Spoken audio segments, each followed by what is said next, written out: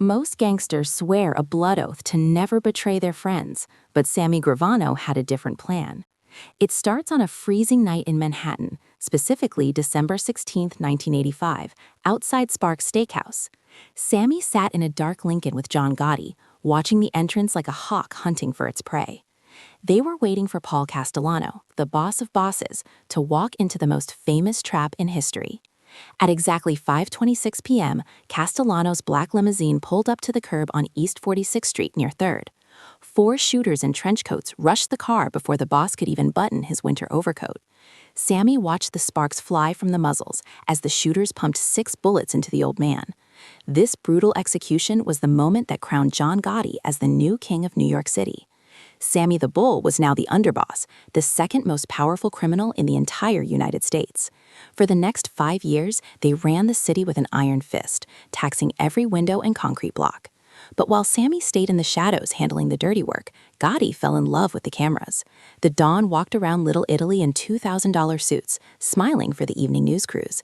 This attention was a disaster because the FBI was watching every single move they made from a van. They planted bugs inside the Ravenite Social Club, the headquarters where Gotti held his court.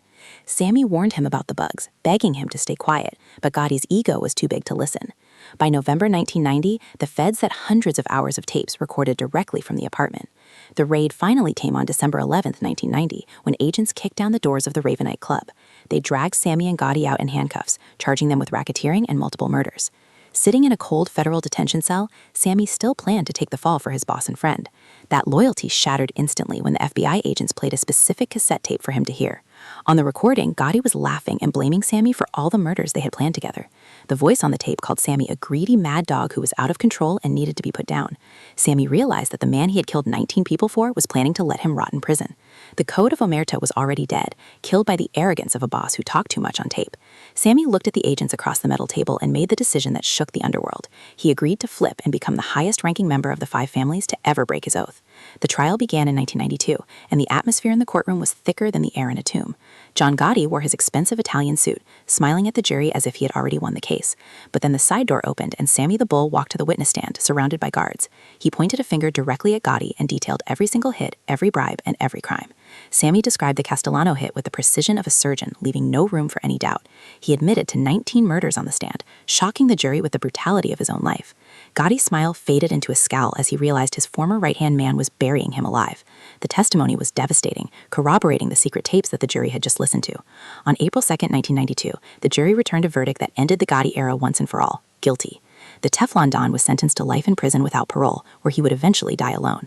Sammy received only 5 years in prison for his cooperation, a deal that enraged the public. He vanished into the witness protection program, moving to Arizona with a new face and a new name. But a man like Sammy could not live a quiet life, and he was soon selling ecstasy to the youth. He was arrested again in 2000, proving that you can take the man out of the mob, but not the mob out. Today, Sammy is a free man again, telling his war stories on podcasts to a whole new generation.